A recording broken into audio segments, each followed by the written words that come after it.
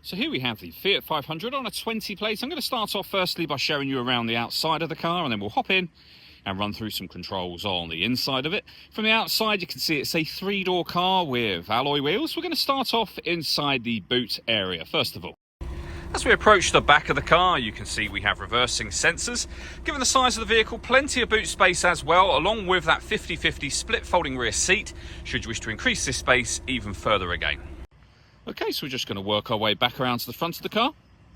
And then, as I mentioned, we'll hop in and run through some controls. But now that we've done a full circle of it, you can see it's in fantastic condition the whole way round.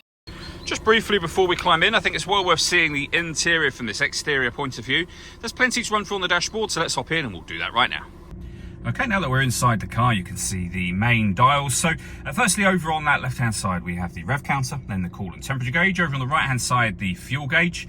And in the center, the digital readout for the speedometer. If we back out to the steering wheel, we have our phone and stereo controls available on here.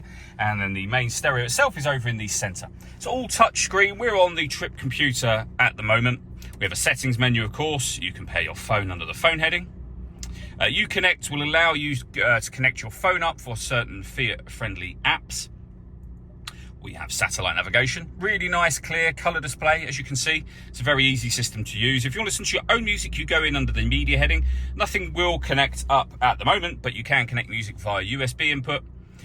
Auxiliary, in fact, if you select there, you can see USB input, Bluetooth audio, so you can stream your music wirelessly as well. And then under the radio heading, AM, FM and DAB.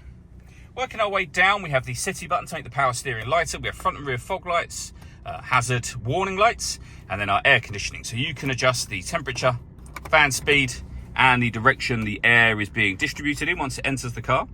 When you're happy with those settings, push that button in to turn your air conditioning on, and it's on when that light shows, and that's back off again.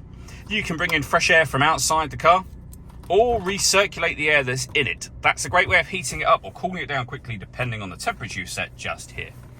Below that, with our heated rear screen, you can turn off the stop and start and traction control from down here. Passenger and driver side electric windows. We have a 5-speed manual gearbox, 12-volt charging socket, 2 cup holders, and the USB input I mentioned a moment ago.